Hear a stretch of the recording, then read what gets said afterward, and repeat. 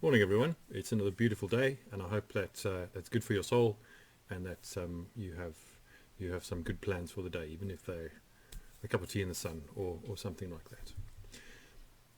I thought I'd continue on from yesterday's conversation about memories and a little bit of one of my particular experiences while walking the Camino de Santiago.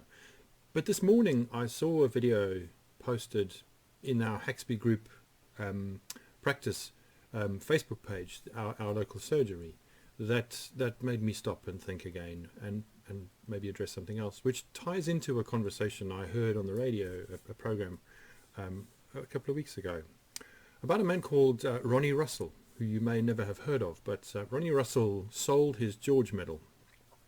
He got £50,000 for it as part of helping him beyond some ill health. He's in his 70s. To have some financial stability for the future. And there was a very poignant program about the importance of this medal awarded by the Queen for bravery in his life, and how that was part of his story, and how letting go of the medal and holding on to the memory of those moments was a bit of a journey for him, and how he took his place in the auction. He got the medal, if you don't know about Ronnie Russell, because in 1974, Princess Anne, who was then in her early 20s, her car was blocked off in London, and a gunman got out, shot her driver and her show driver and her security detail. I don't know if they were seriously injured or not, and then turned the gun on her, and she addressed the man. Ronnie Russell happened to be walking past, and he just walked up to the man, and being a boxer, punched him as hard as he could and knocked him to the ground. And he was given the medal for, in the eyes of many, quite literally saving Princess Anne's life. Now, we can debate the merits of punching people in the face when lives are in danger or otherwise. But the concern I have, and it's been a concern of mine for quite some time, and I think it's highlighted by the kind of language we hear around this virus from America and elsewhere, is that I think we need to rethink as a society, or think very carefully about how we confront discrimination, how we confront racism, how we call people out when they say or do things that are unacceptable, really. See, the video that was posted on the Haxby Haxby Group Practice Facebook page, which I've put a link into on the Facebook posts of this. Apologies for those who may look at the video in another way.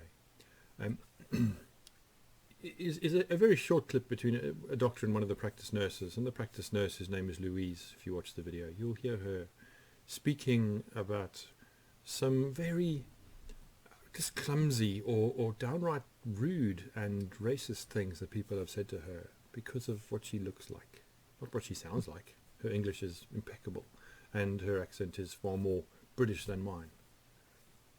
People ask her, "Where are you from?" I get that question every now and then. People are curious, and because I'm a man, because I'm white, because I look and sound like most people, it usually turns into a bit of banter about whether I'm South African, Australian, or from New Zealand, which is largely about cricket or rugby, or kind of those rivalries. There's never malice in that, in the way that other people experience the malice of discrimination on a regular basis. I've intervened 3 times in my life, all of them in my 20s, in situations of potential violence. One was domestic violence, really. One was in a neighbour's flat, a very small woman and a very large man. Another was the other 2 were in public situations. One involved a large metal pipe, and the other one involved a gun. And I, in the last, quite literally had a gun in my mouth, and the situation diffused. But I don't feel like, I don't tell you that because I feel heroic in any way, but because I wonder where the boundary line gets drawn, and it's really just the wondering. It's not me making a point or saying it should be drawn in a certain place. But when the police advice for so long has been that we should just look away or not get involved in things that might put our own lives at risk in some way, or put us in any kind of danger, the danger is that that creeps over into not confronting the kinds of things we hear people say in supermarket queues, the kinds of things we hear people say to people who are being discriminated against, however subtly. I remember once when I was at the university getting onto a bus at the campus to get into town, and a Chinese student was, in quite good English actually, trying to ask the bus driver some questions about the stops along the way. And the driver just loudly and aggressively kept saying, "Speak English, speak English, speak English." And so I stepped up and said, "I speak English. Maybe I could help you translate this person's perfectly reasonable English into English you can understand." And the driver was just sort of muttered something and took the money, and that was that. I wonder I wonder going forward whether we will look the other way quite as much as it seems like so much of our society has become used to doing, and that the things that have been the creeping cancers of and I use that word absolutely intentionally, this invasive disease of the kind of language that has shaped conversations about Brexit, about Europe, about foreigners, about immigrants and expats, and what the bloody difference is between those things, because that involves making a decision that is essentially racist in the way we talk about British people living abroad, in the way we talk about not British people living here. I wonder whether that will change, and I wonder what you and I can do that will be part of helping that to change. It needs some courage. It needs some willingness to not say, well, there's a structure and a system, and this surgery have produced a video. And in the service industry, in the medical profession, in all the people who are helping us so much at the moment, in all of the ways that so many of those people are being shown positively to be not like us but completely for us in their Britishness, if that makes sense. I think I said that very well. But here risking their lives and serving us, and at the same time loving us, I suppose, in the midst of that. But at the same time being subject to this lack of welcome that either just sits below the surface or sometimes pops out. And I don't know what Louise's direct experience was. The things she talks about are without making any judgment about her own experience of them, they're gentle, I think, in comparison to some of the things we hear and see happening. But it still must be horrible to be on the receiving end of some kind of put down that fundamentally is about what you look like, or what you sound like, or where you come from. I had a conversation yesterday with a man who nearly died from coronavirus. He nearly died. He didn't think he was going to survive, and he was terribly frightened. But in the course of him becoming ill, two of his best mates said to him, a bit of man flu, And even the way we do that kind of jokey stereotyping about the way that men respond to illness, or things that women do, or some of it is funny. Quite a lot of it is funny. Some of it is gentle ribbing and the almost the mocking of stereotypes by playing up to them. That's fine. But it's pervasive, and it's everywhere, and it undermines people, and it hurts people, and it frightens people, it alienates people, it isolates people when they are discriminated against in some way. We're learning lots of lessons about ourselves and about the society we live in, and about the way we deal with our economics, and the way the way we go about our politics, the way we go about being community, the way we do lots and lots of things. They're all in a kind of melting pot at the moment that could be enormously creative for us and wonderfully positive into the future. And I want to make sure, at least speaking to myself, that I put my own bias and prejudice and assumptions into that pot as well, and say, let them be part of unlearning. Let them be part of finding better ways of talking about difference. Let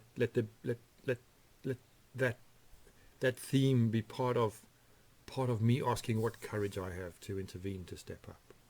And in Haxby, the Haxby Facebook page for a long time has been populated by all kinds of wonderful things. But, unruly kids, dog poo, there are a couple of parking, there are a couple of chestnuts that reappear again and again and again. And I applaud those who, when those situations arise, stick their neck out and say to someone, you really shouldn't be parking in the parent and child parking when the car park is full, because somebody will need, or the disabled bay, or those who call out those whose dogs mess on the pavement, or when there's antisocial behaviour by young people, by old people, by any people, when there's inappropriateness somehow in the public, and someone says, hang on, can't we do this differently? And they do that positively, and they do that creatively, and they do that to draw a line that might protect other people. I'm not suggesting that we head in any direction where we are vigilantes in any way, whether that's about language or parking or behavior, anything. I'm not suggesting we all become super vigilant about, being each other's police. I just ask the question, in all of the things that we are going to become because of the things we've learnt in these last weeks and months, and the weeks and months to come, will we be less discriminating? Will we be better at calling out the discrimination of other people when we experience it, when we hear it? It's hardest at home, isn't it? It's hardest at home. But we tiptoe politely around things that are frankly appalling. Sometimes said by people we love. We wonder what possibilities there might be beyond those. So please don't think that I'm lecturing you either to look deep into your heart and find your bias and your prejudice and root it out, or that you or anybody who's watching this or that has ever not done enough to step up and stand up for things that were unjust. Nor am I saying that I'm any kind of example in this. I just know that in a few times in my life I've had to make a decision about whether I look the other way or whether I step into something. And of course, being 6'5" helps. Yeah, it helps. So physically it's easier for me to do than for other people perhaps. But is this going to be part of our future? This continuing subtle undermining prejudice that in throwaway remarks or clumsy jokes or just overt racism and sexism and ageism and all the things that are part of that discriminating, are they going to be transformed? Are they going to be challenged? Are they going to become less? Will we give less permission for them to be there? I hope so. I hope so. And that is truly the work of a community. It is the work of a nation. It is the work of a group of people, however large or small, who decide together that we're not going to stand for those things, and that we won't just look the other way, but we'll say something about them. We'll do whatever we can. We'll do what we need to. We'll make sure that we feel safe in the process, or that our risk is worth it, but we'll not look the other way. So I want to, even though she may not see this, apologise to Louise, our practice nurse in Haxby and Wigginton, for the experience she's had. I want to say to her that what she's doing is extraordinary, and we're grateful for that. And I know that the vast majority of people, overwhelmingly, who will watch this video or would see that video would be appalled by it, to hear that she's had that experience. But it might not go away. It might not stop. And for her, it's been awful. So let's stop it together. Let's do what we can. And let's call things out when we see them, as part of reshaping the world into a more welcoming place, a kinder place, a more celebratory place where diversity is a good thing, and we wrestle with and make sense together positively of the challenges that diversity brings. So sorry if that felt like a bit of a rant. I'm annoyed this morning. I'm annoyed that Louise has had that experience. I'm annoyed that people have said those things to her, or that she and others in the pharmacy, in the supermarkets, in other places, have been treated poorly, some of which has been frankly just about discriminating against them because of race, because of language, because of appearance, because of all kinds of things. Enough. Enough. What can we do together positively to change that? That's my question for today. And I hope more than anything that having watched this video you don't feel that I've been pointing a finger at you or anyone in particular, but at something really important that will always be there for us to work at. So let's do the work. Okay. Lecture over, rant over, back into the sunshine. I'm going to make a cup of coffee. Have a good day. Cheers.